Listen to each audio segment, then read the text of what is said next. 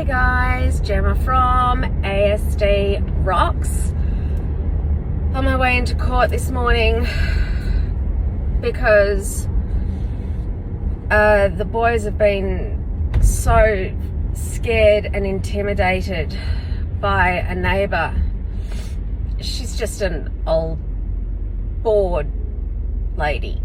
But we had an IVO for a year, which was great, but now I need that extended because Bo won't be left alone for more than 1 hour, which obviously is extremely difficult to make sure that anything that I need to do throughout the day is fit into like 1 hour to be gone there and back. So yeah, it's just, and then we had the hearing at the beginning of the month. She pretended she couldn't speak English, which was awesome fun, and got the case adjourned to today. So I'm back again. However, I am here still for you guys because I spent the majority of my afternoon, as I said yesterday, I really wanted to hit hard and tackle a couple of issues that you guys have been messaging me over the week, and I'm going to talk today about the conversation I had yesterday with one woman about her son and school, and some things just absolutely do not line up. Like, so her son has had severe anxiety. I start off with the conversation just sort of just looking for some, I managed to get back to her yesterday. Obviously the questions and everything came through over the weekend because I've been dealing with huge conversations over the last couple of days, trying to help people sort of navigate some answers and some ways through to another side of their problems, or to understand things in different ways. And ultimately that's what autism is about, isn't it? Understanding things in a different way that helps you communicate and have a harmonious life with person and family that you live with. So she mentioned that her son had been recently suspended, but the question that she originally asked me was, had I had any experience with parents being sort of super, not snarky, but like talking behind your back, and in regards to your child's behaviour and sort of snobbing you off, I guess, in a lot of ways, looking down on you, being really sort of being ostracised ultimately. And she sort of felt that it was coming from parents, coming from teachers, coming from students. It was just coming from everywhere, and she was being really judged, and asked me if I'd had any experience of being judged in public or being judged at school. And I didn't mean to, but I laughed. I was like, who hasn't? No, of course we have. Of course we have. And it doesn't diminish anybody's individual experience. Funnily enough, the conversation didn't end up being about that, because it turned out the issue was far, far deeper. And when someone tells me my child got suspended at, in grade 4, grade 3, grade 2, whatever it happens to be, I start, and the first thing I want to know, what's the diagnosis? Is it ADHD? Is it ASD? What are we dealing with on a behavioural level? Medications, all those sorts of things. But so what's the diagnosis? And what did the child do? Now, in a lot of situations, you'll find that, in fact, I don't think I've come across a situation where it hasn't been one of these two scenarios.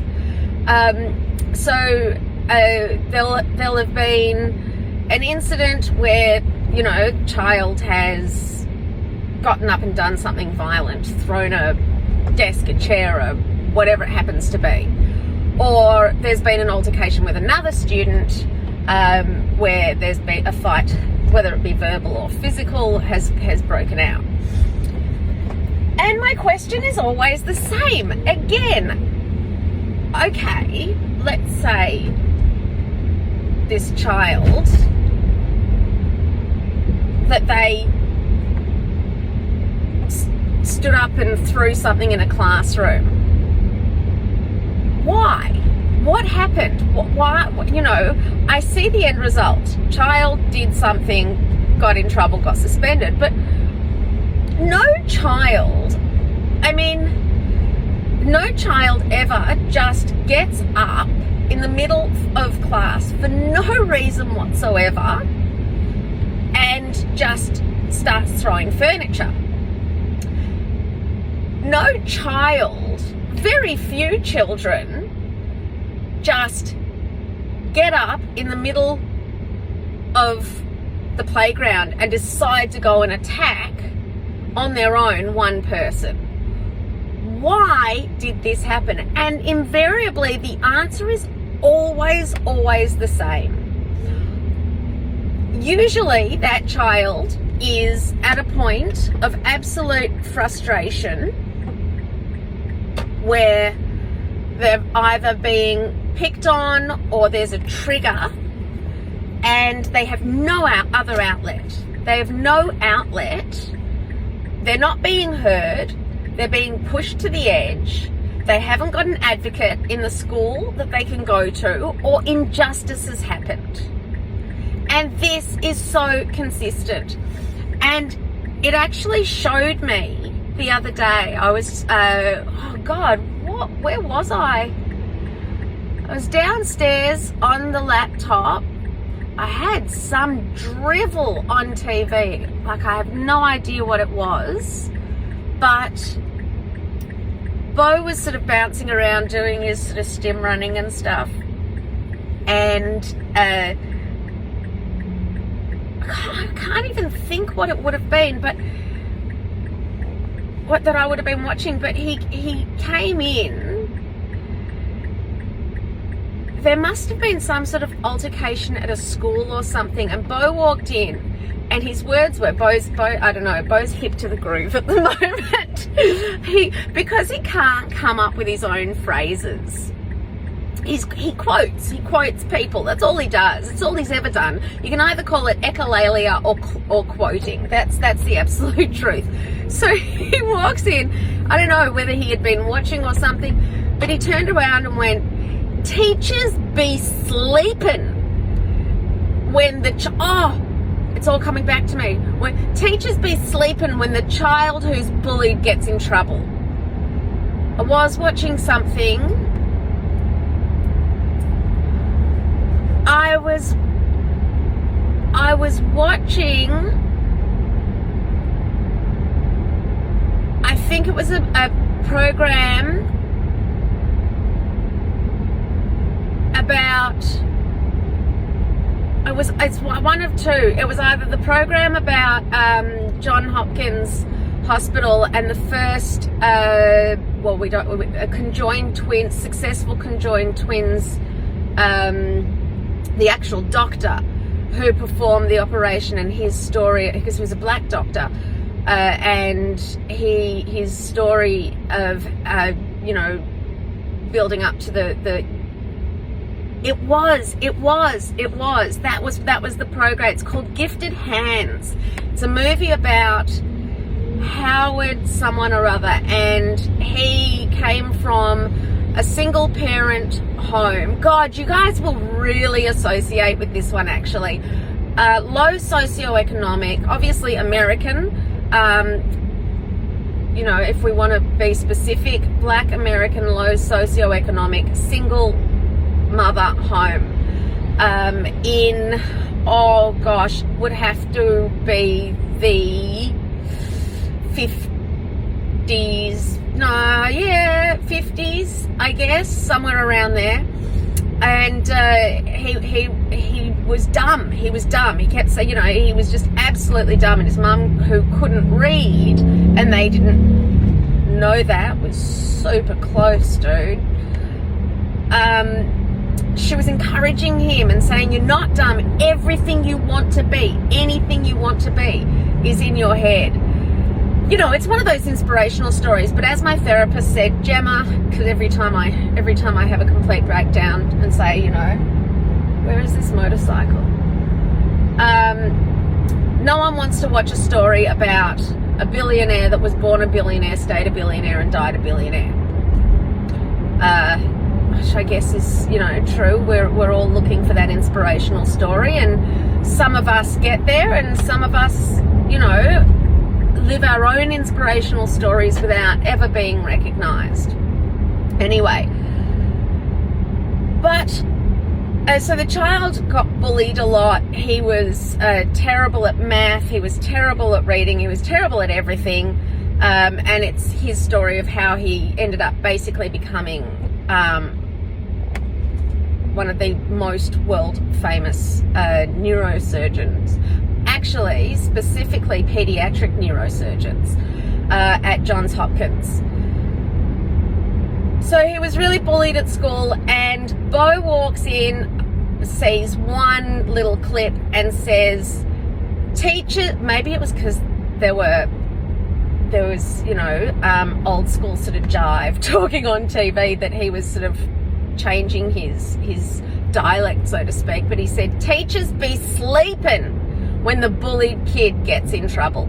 And I looked at him and I thought,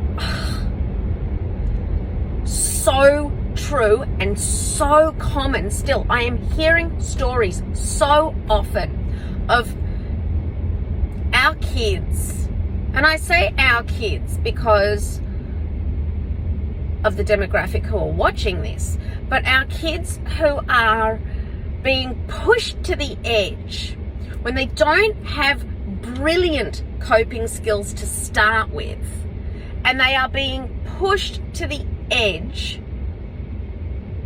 to the point where it builds up so badly in them, this anxiety, this desperation, this, frustration. It's a physical feeling, and if it doesn't come out in some manifestation, then they'll explode. It has to. We do. As adults, we do. We lose our shit. Or I do all the time.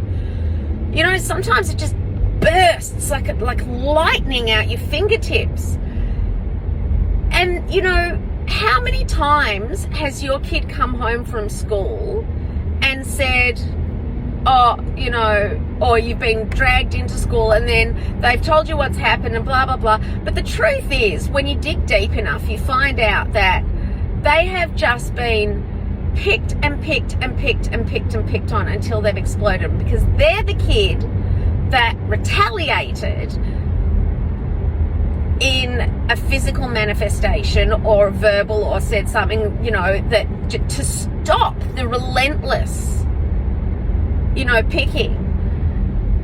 They get, they're the ones that end up either getting in trouble, being suspended, staying home from school, not being allowed to go to school, getting school anxiety, school refusal, all of these things. So for this particular child, the situation was situation critical in my situation. I said, do you know what? From what you've described and from what you've told me and from what's occurred and from everything that you're telling me about the social factors and things like that, I'd be pulling the kid out of school and I wouldn't be going back there. I'd be homeschooling for the rest of the year. I would be finding a new school, contacting that school, finding out what the syllabus is for next year. I would be keeping that child down a year. Oh, sorry, hon. Oh, it's the same motorbike person that's coming up behind me. She just wanted to get out of her car and I pulled up right beside her to reverse park, and she nearly opened her door into my car. Anyway, yeah, so I said, keep the kid down here. There's nothing that I have done that I have been so sure